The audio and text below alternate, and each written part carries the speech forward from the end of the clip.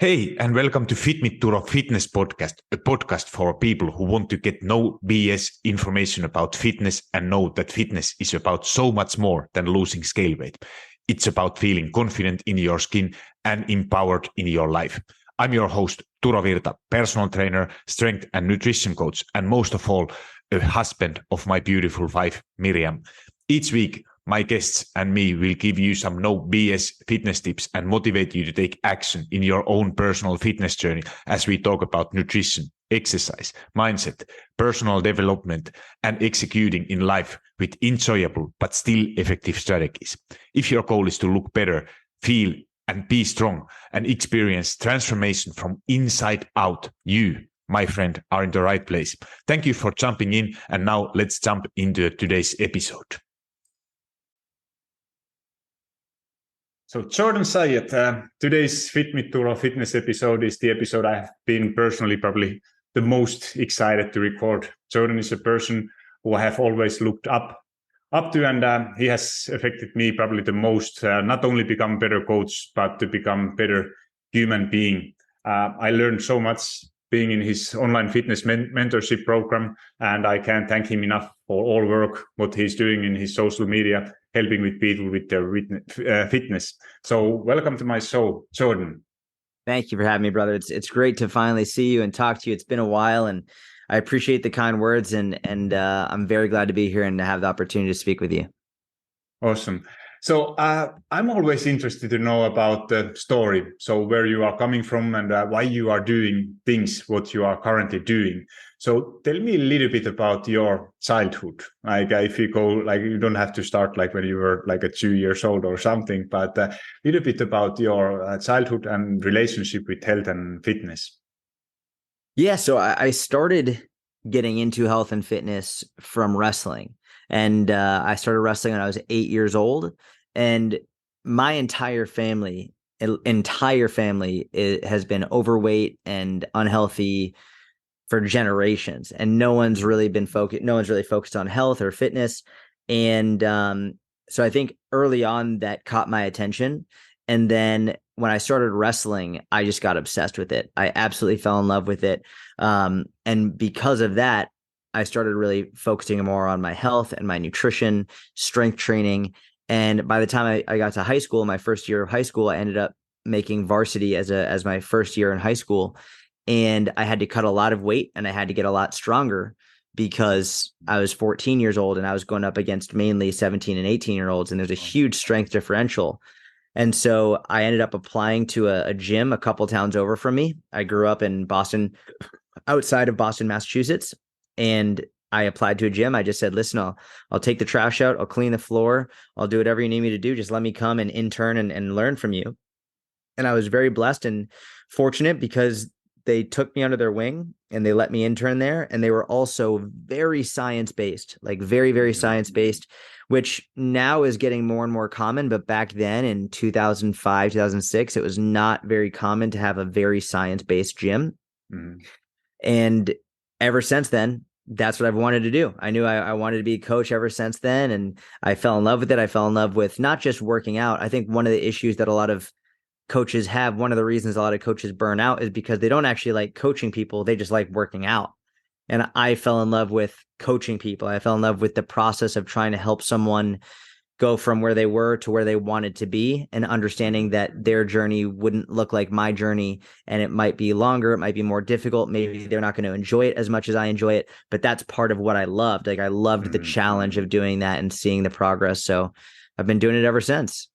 Awesome. No, this is usually how it's getting started. So how was your relationship with your parents? Like what kind of parents you had? So my parents, between themselves, had a very explosive relationship. It was not a very good marriage at all. And I remember all through my childhood just thinking, like, I just hope they get divorced. Like, I really wanted them to, because it was awful in the house. And I was very close with my mom and not close with my dad. So even now, I haven't spoken to my dad in probably about 10 years or so.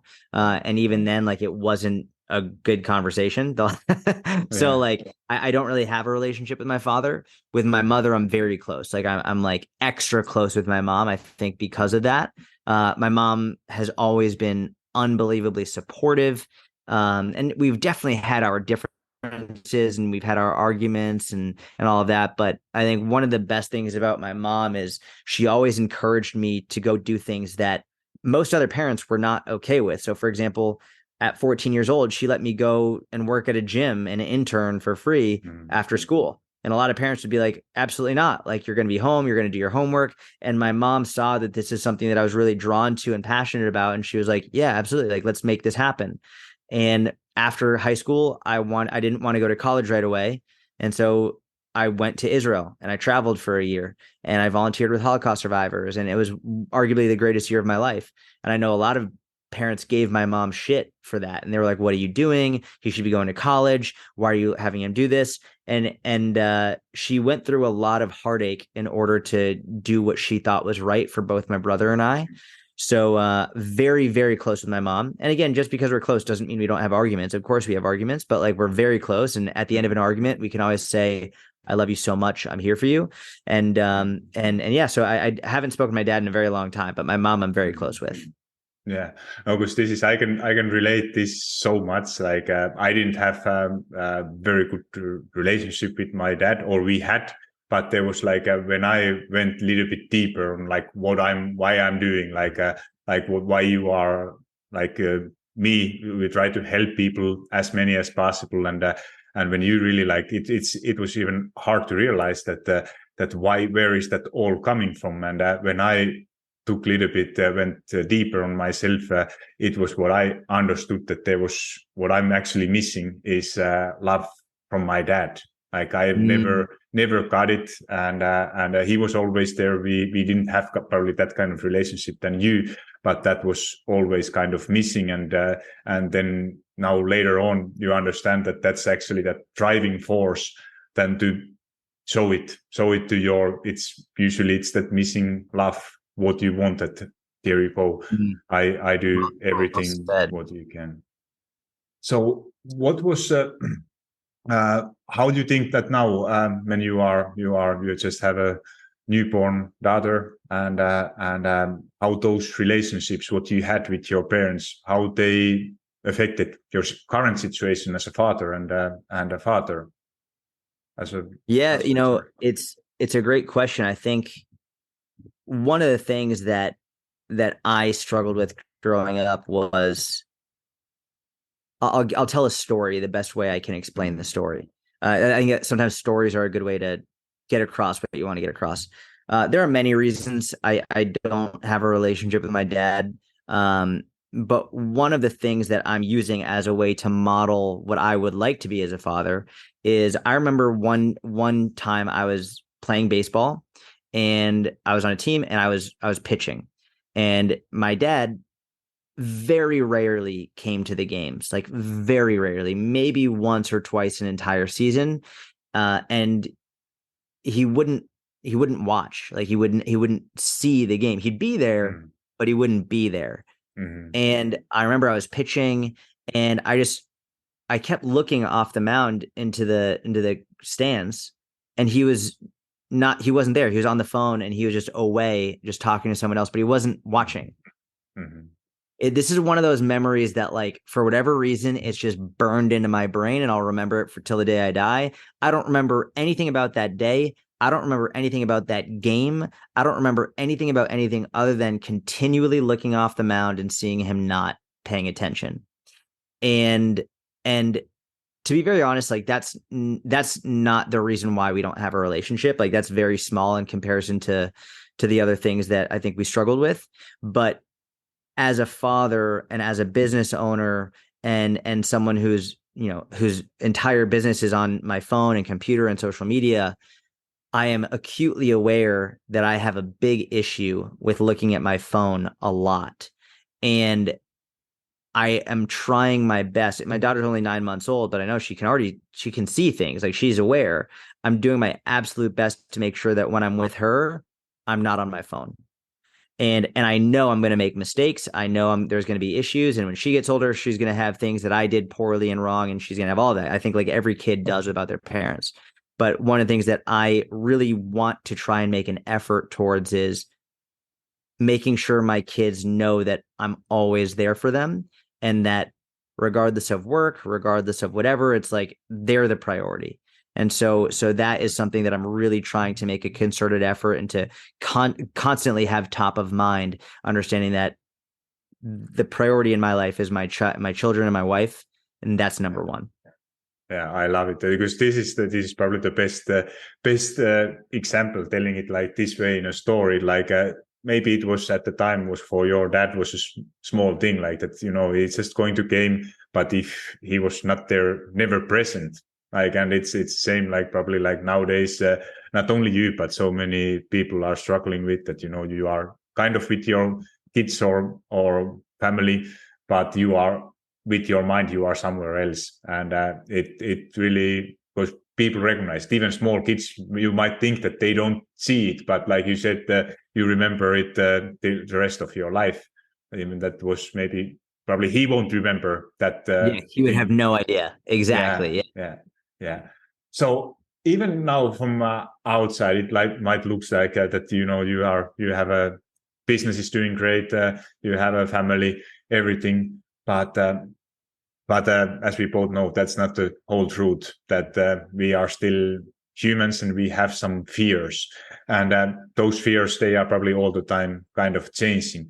Like I just saw your recent post and your podcast episode. I think it's not published when we are recording this in Jordan Syatt mini podcast episode, but it really hit me home, and it's so relatable. But before going to that current situation, let's talk about a little bit your past fears and how you overcame them. So what kind of fears you remember having when you were younger and when you started, for example, in your online coaching business?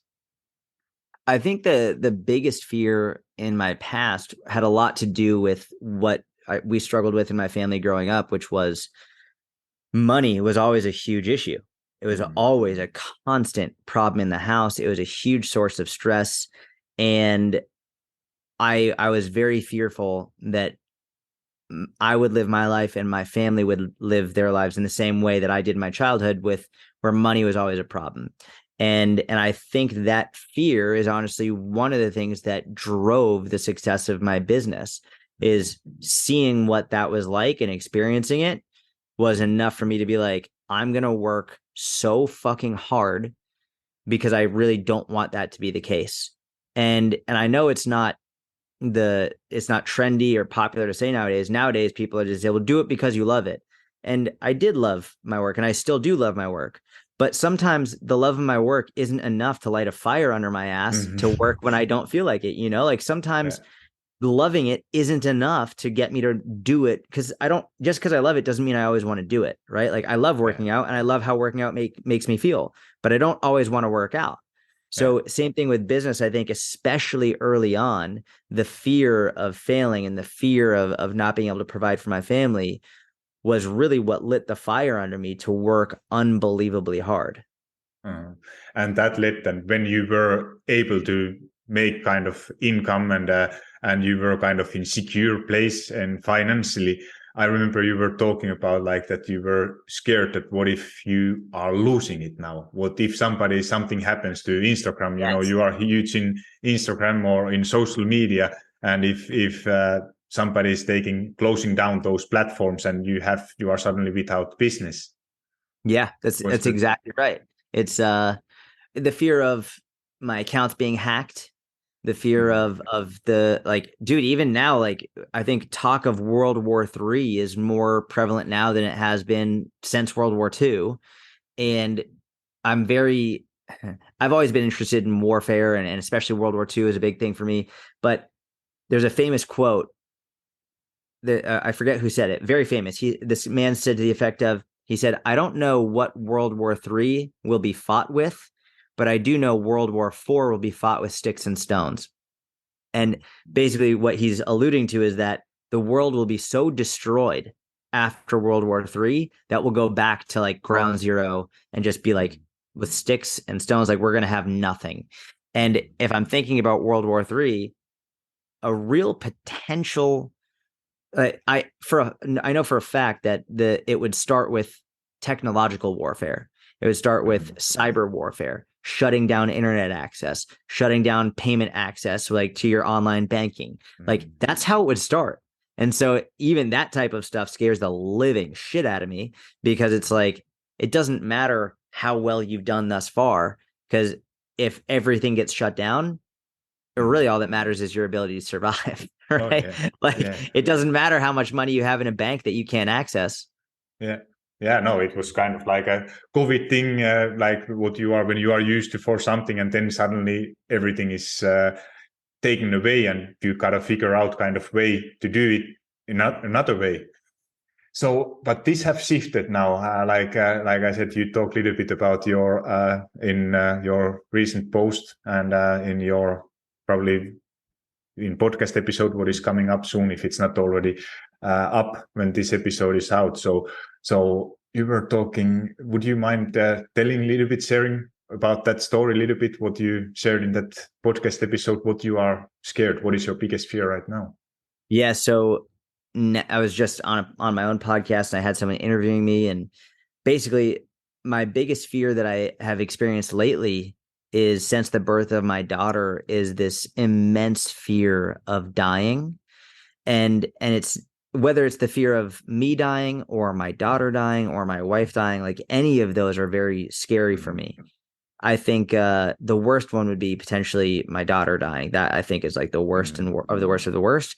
But like the one that I was talking about on the podcast was the fear of me dying. And it's not the fear of my daughter wouldn't know me. That's not the fear that I have. It's more, there's the fear of me not knowing her, right? The fear of not being able to watch her grow and to watch her go through all the stages of life, and then to, to whatever she wants to do. It's not being able to watch her as she gets older is devastatingly scary. And then also the idea, like, if I were to die, I would very much want my wife to find someone, but understanding that my daughter's new father figure wouldn't be me, and knowing that nobody could ever love her as much as I do. That's fucking scary, bro. Oh yeah, that's but that's so true, and it's so scary. So what is, if you what are you doing against those fears? What do you have? Like obviously they are shifting, they are changing. Do you have some tactics or strategies how you fight against them? I mean, I think for me, and I'm no expert, is I try and recognize that they're there and understand that I can't really do anything about it, right? Like it's like, cool, like here's the fear, and I understand it's a real fear, but what do I do now? Do I just sit down and just think about it all the time, or like do I continue to live my life? And that's the vast majority of what I do. Like I'll recognize the fear. It sucks. I hate it, but it's there. But I try and just continue living, because if I'm not living and enjoying the moment, then I might as well be dead. Right? Yeah. It's like if you can't live and enjoy, then you're already dead anyway. You're not actually living. Yeah. No, that it's you gotta, like what I like. I have also, like, I think my biggest motivation is I lost my dad a couple months ago, and I'm he sorry. was only no worries. He was sick very very long, and it's like 5 months ago, and he was at the age of 70 and having several health issues. Like even he was living last like 5 6 years basically just in hospital, nothing, not going nowhere. And that is for me like the biggest fear is losing my health.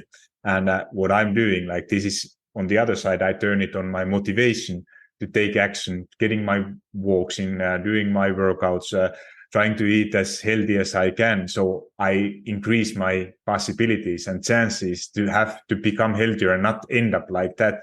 So it's basically, you just have to face them somehow, and keep going, keep taking that action, and do not think too much about that fear. So what you would tell to someone, like let's say now to a little bit fitness topic, that somebody who is having a fear, like for example, gaining all lost weight back or losing all progress they have made with their hard work. That their fear is losing all of the progress that they've made. I mean, Yeah. it's the way that I frame it is this. There are people who for their whole life, 20, 30, 40, 50, 60, 70 years, for their whole life have been unhealthy. They've been out of shape. They haven't eaten well. They haven't exercised. And at 60 years old, they decide it's time. I need to make a change. Maybe they have a heart attack. Maybe they get they're pre-diabetic. Maybe they are actually diabetic. Maybe one of their friends dies. Who knows? Something happens, and then on a dime they change. And after 60 years of not working out and not eating well and being very overweight, they make a change, and then in a matter of a couple of years, they look like a completely different person. They look completely different. They're super healthy. It's after 60 years of their entire life. And you're worried that after a week or a month or a year of not treating yourself well, that you ruined all your progress. Like, it's fucking stupid to the highest degree of stupidity. It makes zero sense. Because all you have to do is just get back on track and be consistent. You don't need to be perfect. You just need to be consistent. And if someone can spend 60 years of their entire fucking life not focusing on this, and then in a very short time frame completely change everything, then you could have a week or a month off and it's not that big of a deal. Yeah. No, it is how it is, like, but it's just that our mind, it's we are consistently thinking like that. What if I can't be perfect? Like I have lost now a lot of weight, and if I go out for vacation for a week, I'm going to lose and gain all lost weight back. And which obviously, when you really think it, it's not that's not going to be the case. So Exactly. I want to go deeper a little bit with you on how to stop binge eating and emotional eating. I know it's a large topic, but I hope we can get through some kind of things and get some practical tips, because I think you are honestly one of the best persons who I have learned this and different kind of strategies for binge eating. And this is you had, I think, at some point of your life, you had some kind of binge eating issues, right? Yeah.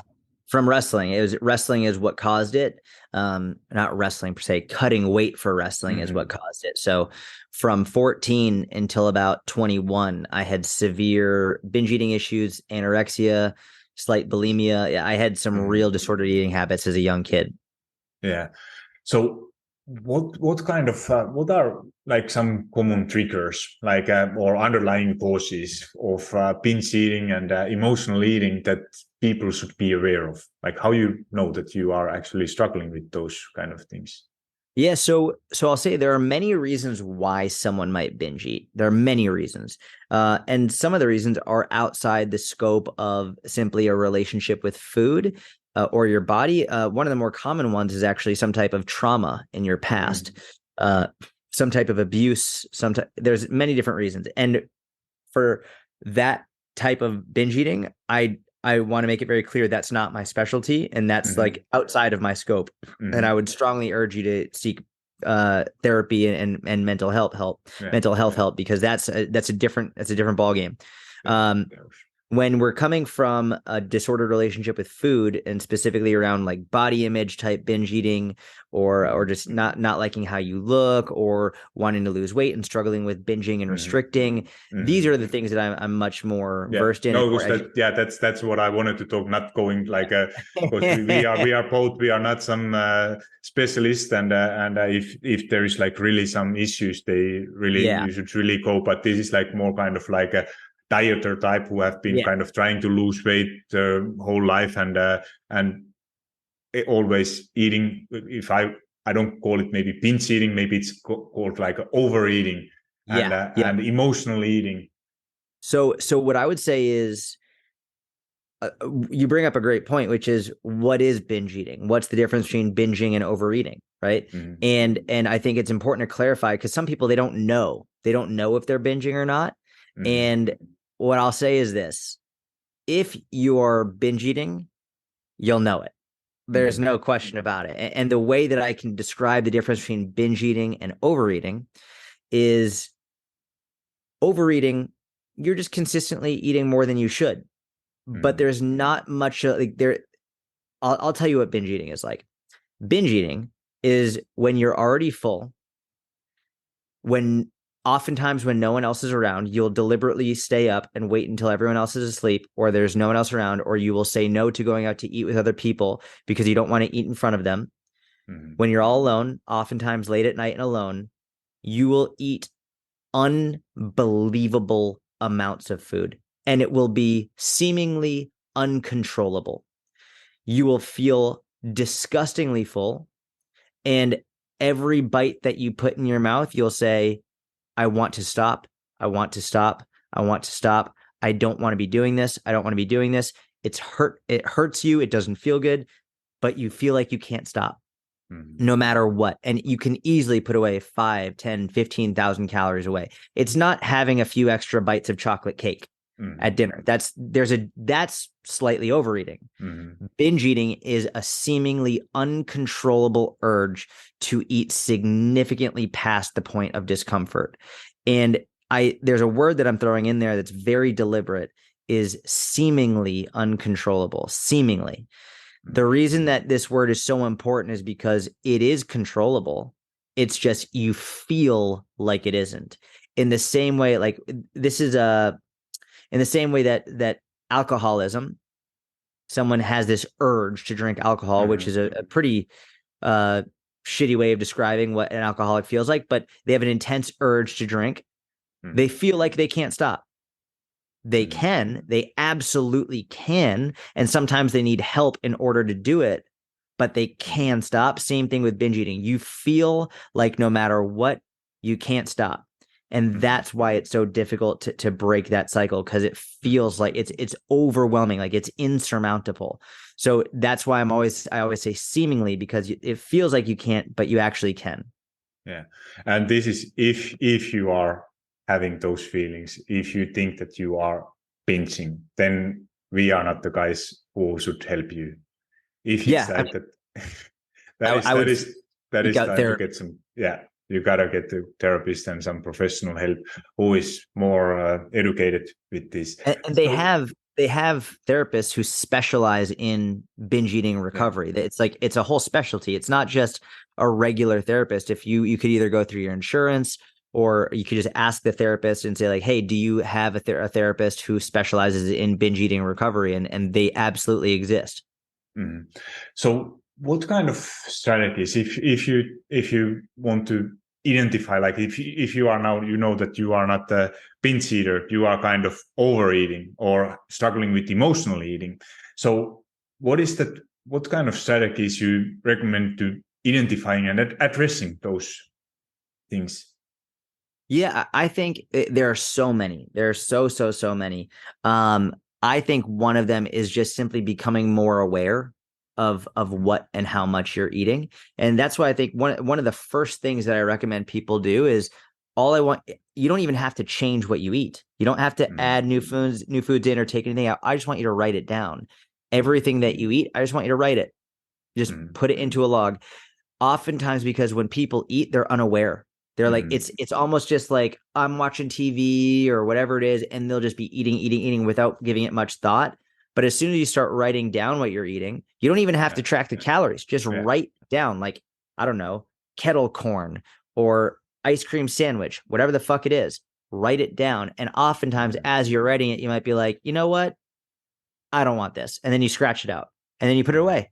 And that is, in my opinion, one of the simplest, easiest, and most readily available for everyone, just to become more aware of what you're putting in your mouth.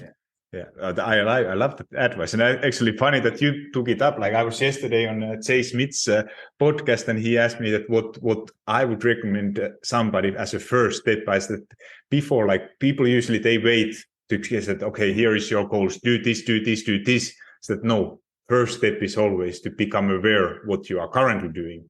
And then when you are aware of what you are currently doing, it's so much easier to start making some kind of sustainable adjustments what to do. And this is I love that you took it up, and it's like you said, you don't have to track calories, but somehow becoming aware, just writing it down or doing something else. So is there some like if somebody want to develop like a healthier relationship with food and overcome that urge to eat emotionally or overeat, what kind of strategies do you recommend? Yeah, I mean, there's a bunch more. Off the top of my head, one of the ones that I will most commonly recommend is I'll combine two in one right now. I have something I call it the 20-minute rule. It's basically where nothing is off limits. If in your mind you're like, hey, I want to have French fries, cool. You're allowed to have French fries. It's totally fine. Just do me a favor, put the timer on for 20 minutes. If after 20 minutes, and you could do whatever you want, you could watch TV, you could call a friend, call someone, tell them you love them, go on a walk. I don't give a shit. Put the timer on for 20 minutes and then do something else. If at the end of those 20 minutes, you still want to have the food, go for it. It's totally fine. If, however, at the end of the 20 minutes, you don't want it, well, great. Now you don't have to have it. And the key part here is making sure you know and internalize it's not off limits. You're allowed to have it. Just wait 20 minutes. And oftentimes that delay, that time between from when you want it to when you actually are deciding if you're going to have it, that delay is enough to say, like, you know what, it's actually not worth it. I'm really not craving it anymore. It was an impulse and I don't want it. Another way that I use this same method is I call it the apple test, where basically, let's say you want French fries or you want something sweet. Let's say you want an ice cream sandwich, and you ask yourself first, am I hungry enough to eat an apple? And if you are hungry enough to eat an apple, cool, eat the apple first. If after you have the apple, you still want the ice cream sandwich, cool, go for it, have it. But if after the apple, you're like, you know what, I don't really even want it anymore, great, now you don't have to have it. And there's always people who are like, well, what if I don't like apples ever? Fine, I don't give a shit. Use any fruit that you want. It could be a banana, it could be an orange, could be watermelon, could be grapes. I don't give a shit. Pick a fruit that is your that test. Blueberry test, watermelon test, banana test. And if you're not hungry enough to eat it, then you're not hungry enough to eat the other thing. Yeah, no, I love it. Those are very, very good advice. So then, what about the role of like physical activity and exercise? Like if you are fighting against that emotional eating or overeating, what you would say that should you exercise or not, or what kind of role is that exercise part playing? So for me, exercise should always be done just because it's good for you. It's like, in fact, it's if you look across the longest living, healthiest populations in the world, they have very different diets, whether we're talking about Okinawans in Japan or Italians in Italy. They have very different diets, but they're among the longest living populations. So the common denominator is not necessarily what they're eating, but their movement, it's their exercise. And so I want someone to exercise not as a punishment for eating too much. I want them to exercise because it's good for their health. So it's separating exercise from food is very important. You don't exercise to punish yourself for eating too much, right? And you don't starve yourself because you didn't work out. You eat well because it's important, and you exercise because it's important. And that's it. Awesome. So before wrapping up this episode, do you have any final tips or advice for listeners who want to break free from emotional eating habits and overeating? What I would say is, if you're listening to this podcast, you have the most amazing coach in Turo. He's absolutely incredible. He's unbelievably qualified. And if you have not worked with him, I strongly urge you to reach out to Turo. Turo, put your email in the description. Make sure you reach out to him. Do coaching with him. He does online coaching, and he's did not tell me to say this at all. I'm saying this from the bottom of my heart. I know Turo. I've worked with him. He's an amazing coach. If you want someone to help you with your nutrition, with your exercise and relationship with food, reach out to him. Trust me, you will not regret it. Thank you so much. Really, really appreciate your words. And Jordan, people can find you from Syatt Fitness everywhere, all social platforms. Jordan Syatt mini podcast. What else? Your Inner Circle is a community where I was also personally part of and loved those workouts and community what he have built. I think that's my goal someday, to build even close to that kind of warm community what you have been able to build. So anything else you want to add? That's it. I don't even like, if you want to find my content, amazing, but hire Turo. Turo's number one. Trust me, if you're struggling with your nutrition, with your workouts, relationship with food, hire Turo. Stop waiting. Stop putting it off. Go do that right now. Thank you so much for your time, Jordan. Really, really appreciate. It was a pleasure to have you in my show, and we stay in touch. Thank you, brother. Have a great one. Hold up, friend. Do you love Fit Me Turo Fitness podcast? If so, the best way to say thank you is to subscribe to the podcast and leave a review on iTunes. I know every podcaster wants you to leave a review, but it's because those reviews help the podcast to reach more people. I truly want to know what you think, and if this particular episode resonated with you, would you also please share it? Either send a link to someone who you think will find it valuable, or take a screenshot and post it into your social media and tell your friends and family why they should listen it. Make sure you tag me so I can hear your feedback and give you a little love. And if you aren't already following me on Instagram or TikTok, that's the perfect time to hit that follow button. Thank you for being here and listening to Fit Me Turo Fitness podcast.